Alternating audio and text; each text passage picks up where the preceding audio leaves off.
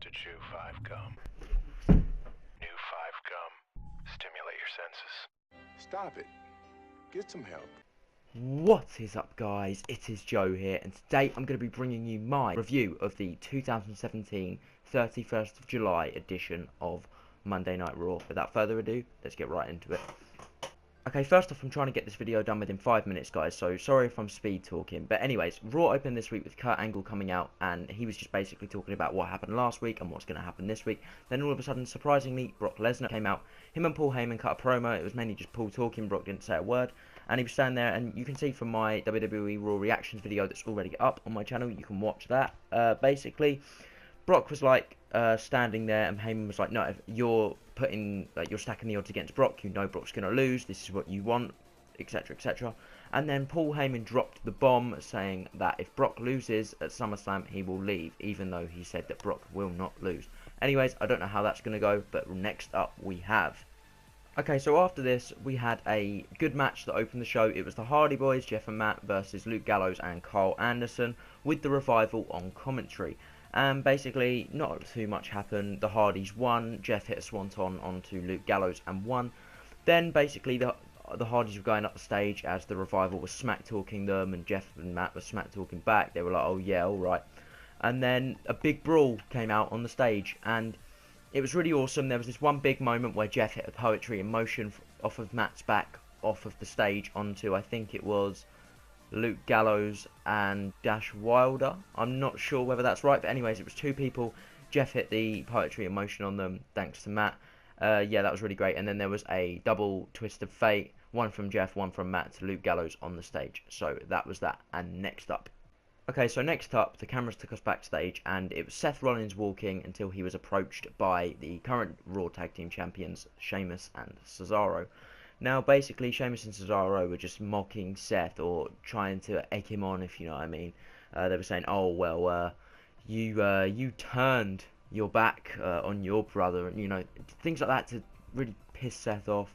And then Seth was like, you know what, one of you fight me in the ring, choose amongst yourselves, and Sheamus was like, yeah, well, that'll be me then. And, yeah, that was that. Okay, so coming up next, we had a six-man tag between Rich Swann, Cedric Alexander, and Akira Tozawa, with Titus ringside, against Davari, TJP, and who's the last person? Tony Nese. That was it. Yeah, not a lot to say about this. The babyfaces won, so the team of Tozawa, Cedric, and Rich Swann. That was that. Pretty much all I have to say. Next.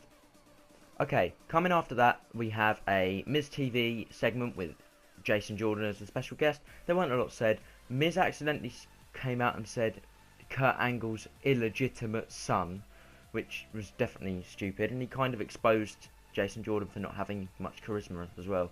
Basically, this weren't very good for Miz. And then Jason Jordan showed his power. This was really cool, a little spot they did. Jason Jordan hit an overhead belly-to-belly suplex on the Miz, and behind the Miz was the Miztourage, and it knocked them down as well. So really, Jason, as quoting Corey Graves here, he knocked 3 men down with one suplex, and it was really cool. But anyways, next up. After this, we had quite a quick, but it was a mediocre match, which was Seth Rollins versus Sheamus. Now, Cesaro was ringside. WWE took the easy escape here. They made Rollins beat Sheamus via roll-up. And then Cesaro and Sheamus beat down Seth in the middle of the ring, forcing Dean Ambrose to run out and try and help out. But no, both of them got beat down by Cesaro and Sheamus, and that was that. So, next up.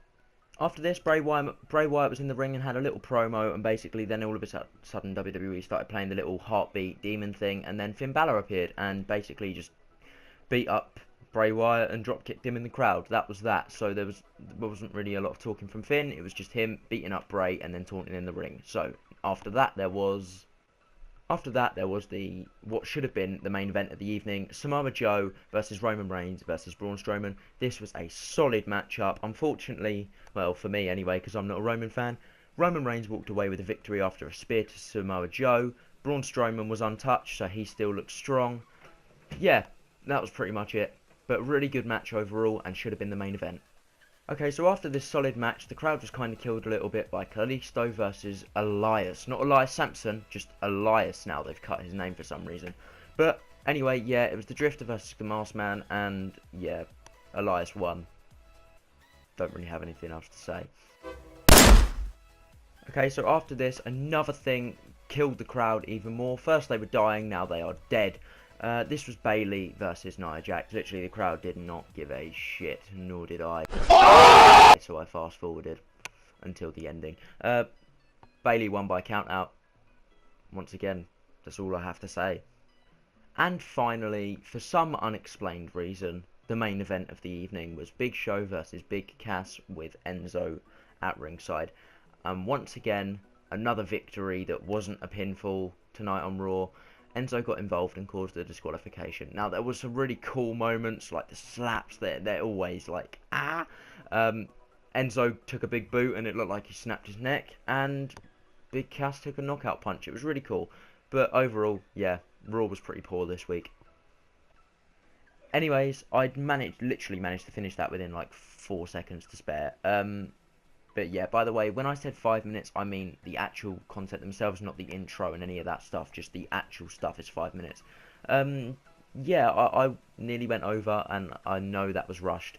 So next time, I don't think I'm going to do a time limit. I think I'm just going to have it me talking, no time limit, just so you drink it all in. Drink it in, man.